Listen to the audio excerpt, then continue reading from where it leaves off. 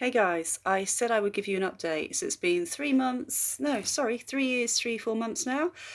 Um, just got back from Finland on the maddest festival I've ever had, I think. Literally drinking from when you wake up for 4 days, constant. I had about 4 to 5 hours sleep, and my biggest trigger is not sleeping enough, okay? Um, it's just crazy. I was sleeping in the car and it was so hardcore, dancing for hours and hours and hours. So for me, with this, it was really incredible I could do it. Now, to let you guys know, I did it, I managed it, okay? A week later, I was tired and I was burnt out and I was dizzy, to let you know. But it happened like a week later. Now, I had about 3 days of dizziness and then I was back to normal pretty much. And then I was just going out again like a couple of nights a week, quite heavy as well, drinking a lot. So I'm pretty much miles better than what I was, guys. I'm swimming twice a week now. I can go out drinking, I can go out dancing. Now, when I say have I recovered, I don't think I will recover fully when it comes to stuff like, well, work and things, okay? So I cannot do 8 hours on a laptop anymore. I get dizzy. After I put the laptop down and shut it down, it'll probably take an hour or two to start phasing off again and feeling a bit more normal. But overall, most of the dizziness is completely gone. It's only if I use the laptop too much it comes back. Now, I know people that have gone back to work and are on laptops 8 hours a day, maybe 10 hours a day, that are working in London, commuting every single day.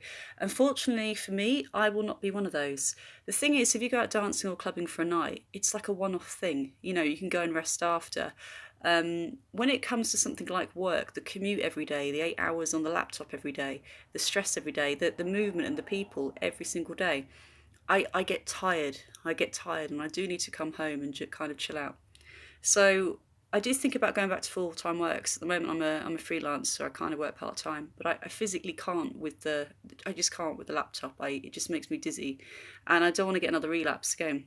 So for me, that was a bit of a disappointing thing. I thought I'd go back to my normal career, be on loads of money in London, and be killing it. And that's the one thing I've had to get my head round. But your journey may be different. And like I said, other people are back to work, I know, full time. So it's quite funny. Active wise, I can swim. I tried surfing again. I managed to surf again after 3.5 years. Okay. Balance wasn't that bad. I was really shocked. Um, Going out drinking, partying, pretty much. Again, it's just the work thing, which is convenient, isn't it? The work thing's really the thing that lets me down, the laptops.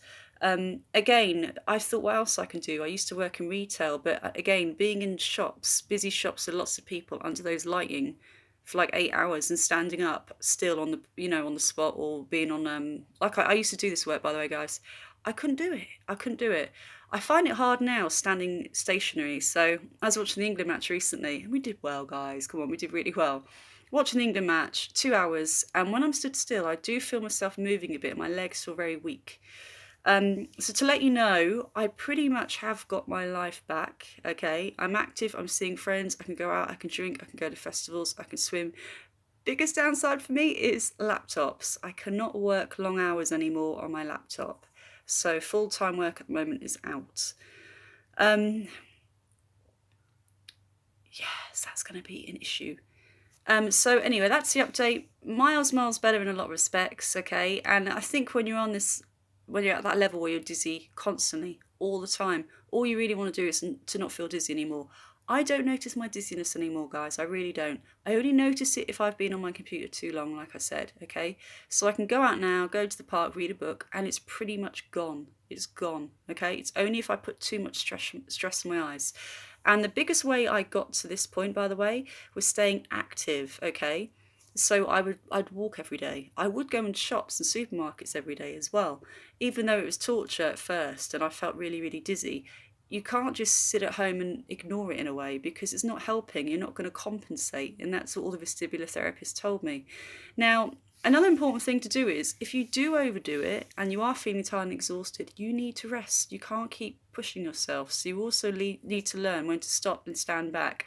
But anything that made me feel dizzy, I would literally confront it. And I would do the same thing every single day. Crossing roads, like 5 lanes of traffic, was a big one for me. Doing that every single day, now I don't notice it at all. I really don't notice it at all. I'm absolutely fine. I don't even notice all the cars zooming towards me. So you need to confront it. It's no good sitting in bed and at home. And in the early days, all I could do was pretty much be bedridden. But in those early days, I still managed to take a walk around the living room and go back to bed, no matter how hard it was, okay? And I don't want you to think that it was easy and I didn't get low. I got extremely depressed to the point that I thought suicidal, definitely suicidal. And I thought I don't want to be here anymore. And I stopped worrying about what my friends and family would think. I just wanted out. So it wasn't, I was a pessimist, okay? I still am to some extent, I'd say. I think what got me through it was saying, fuck off, I'm going out no matter what with my mates tonight and I'm going to drink. That's what helped me beat it, okay? I didn't just change my mindset and be like really amazing, like, oh yeah, I'm positive and everything's amazing. Thank you, God, for bringing this to me. Bullshit. Fuck off. I wasn't like that at all. I was really depressed. I was suicidal. I had very bad depression for a long time, guys. A year plus, maybe. And again, what made me get through it all was to say, fuck off, you're not stopping me, I'm going to go out, I'm sick of this, I've been in the house like 6 months now, I haven't seen my mates, I'm going to go out no matter what, I'm going to drink, even if I feel dizzy, I'm going to do it. That's what actually helped me, okay? So I got really, really far by the way, just pushing myself and going out and carrying on as best as I could. I was worse off when I focused every day, like I'm ill, the room's moving, oh I'm so sick, I can't. That didn't help me. It didn't help me. What helped me was getting out of the house and saying I feel like shit, but I'm going to go for a walk in the park because I want some fresh air. So that's kind of what really helped me. After 2.5 years of that, most of the dizziness was gone. Now I'm 36, 37, just turned 37. And why I needed medication in the end was after 2.5 years, I started getting severe 6-day migraines. Nothing would get rid of it. So I went to a neurologist and I said, look, I'm a lot better. Most of my dizziness is gone. I'm going out with friends, but the migraines are excruciating and they're 6 days. And it's probably hormonal, to be honest, guys. And they put me on flanarizine, okay? And that stopped the migraines now, so that's brilliant. So I truly believe that once your vestibular system is completely shot, it will never get back 100% back to normal. You need to retrain yourself, and that's why sitting at home in bed and not doing anything is not going to retrain it. It's not going to build it back to what you were. So my best advice is remember to rest as well. Okay, if you burn out, you need to rest, but try and push yourself a little bit more. Even if it's a couple of laps around the garden, and then you make it to 5 laps around the garden, then 10 laps around the garden. That's how I started back. And when I was really severe, I couldn't walk. There were days I couldn't walk and I was bedridden. And it took everything I could to go to the toilet. Like the room next door, I had to hold on to everything. At one point, crawl, my legs would give way. And I made it to the toilet, thank God, okay? And my boyfriend used to leave food by the bed till he got home. So that's how severe I was. I was horrendous. And again, I still kept pushing, okay? I still kept pushing. I'm like, right, today I'm going to walk to the living room and see if my legs can make it there. I walked to the living room. And I started off in my house very, very slowly. And I built it up to the garden. Then I built it up to outside. And then from there, it really started to take off. It was a long process. I originally thought when I got this, in 2 weeks I'll be normal.